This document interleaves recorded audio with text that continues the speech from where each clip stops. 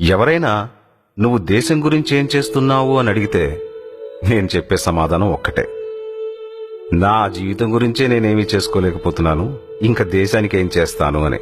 మరి దేశం గురించి పట్టించుకోవా అంటే ఎందుకు పట్టించుకోను?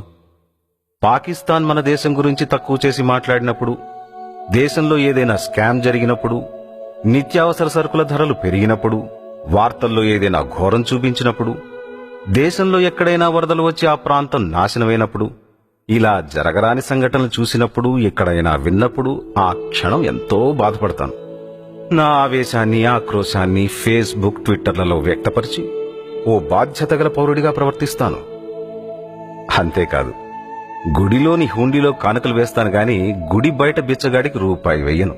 ఎందుకంటే నా కోరికలు తీర్చేది గుడి లోపల హాయిగా ఉంటున్నవాడు కాని బయట ఆకలి తలమటిస్తున్నవాడు కాదు కదా. దేవుడికి వేసే దక్షిణే బయట మనిషికిచ్చి నా పనులు చేయించుకుంటూ ఉంటాను. దానివల్ల ఎవరు ఏం నష్టపోతే నాకేంటి? నా కుటుంబం సుఖంగా ఉంది కదా. ఎక్కడో ఎవరో 3 ఏళ్ల పాపం రేప్ చేస్తే అయ్యో పాపం అనుకుంటా. నా ఇంట్లో ఆడవాళ్లు సేఫ్ గానే ఉన్నారని సంతోషపడతా. నాకు ఎక్కువై అన్నాన్ని పారేస్తాను. దానికి ఆకలి చావుకి సంబంధం ఏంటి? నా ఇంట్లో అవసరానికి మించి నీళ్లున్నప్పుడు ఎక్కడో కరువు వస్తే నాకేంటి? చదువుకోవాల్సిన వయసులో పిల్లలు పనిచేస్తుంటే నేనేం చేయగలను? నా పిల్లల్ని డొనేషన్ కట్టి ఇంటర్నేషనల్ స్కూల్లో చదివిస్తున్నాను కదా. చిన్నప్పుడు ఆగస్టు 15 పండగలా ఉండేది, ఇప్పుడు సెలవు రోజు అంతే. కానీ ఆ రోజు మందు దొరకదని చాలా బాధపడుతుంటాను. రోడ్డు మీద ఎవడైనా చావు బ్రతుకుల మధ్య ఉంటే నా దారిని నేను వెళ్ళిపోతాను. ఎందుకంటే వాడు నా బంధువు కాదు, నా స్నేహితుడు కాదు, నాకు పరిచయస్తుడు కాదు. జనగణమన వినిపించే 52 సెకండ్లు నేను భారతీయుణ్ణే. ఆ తర్వాత మాత్రం అందరిలాంటి వాణ్ణే.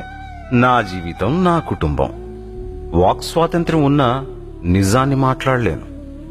ఏది మాట్లాడితే ఎవరి మనోభావాలు దెబ్బతింటాయో. అందరికంటే ముందు నేను బాగుండాలి, నేను పైకి రావాలి, అందరికంటే ఎక్కువ సంపాదించాలి, ఆ తర్వాతే ఇంకెవరైనా. ఇవన్నీ చెప్తుంటే నాకొకటి అనిపిస్తుంది, నేను అవకాశవాదిని అని. నేనే కాదు, నాలా చాలా మంది ఉన్నారు. దేశం గురించి, దేశభక్తి గురించి మాట్లాడుతుంటే మన తోటి భారతీయులే నవ్వుతున్న రోజులివి. కానీ తప్పు వారిదే కాదు, ఈ వ్యవస్థ మనల్ని అలా మార్చేసింది. ఇక్కడ గుర్తుంచుకోవాల్సిన విషయం ఒకటి ఉంది, వ్యవస్థ అంటే మనమే. మరి మనం వ్యవస్థని మార్చలేవా? అంటే మనల్ని మనం మార్చుకోలేవా? ఎవరైనా వచ్చి భారతదేశం గొప్పదా లేక భారతీయులు గొప్ప అని అడిగితే నేను మాత్రం నాకు తెలీదు అని చెప్తాను. ఎందుకంటే భారతదేశం గొప్పది అంటే ఆ గొప్పతనం భారతీయుల వల్లే వస్తుంది.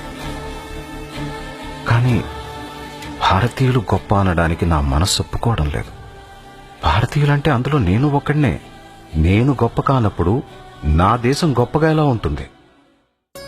ఎక్కడో చిన్న ఆశ, నేను మారి నా దేశాన్ని గొప్పగా మార్చగలను అని. కాకపోతే సమయం పడుతుంది. మనకు స్వాతంత్ర్యం కూడా ఒక్క రోజులో వచ్చింది కాదు, కానీ ఒక్క అడుగుతో మొదలైంది.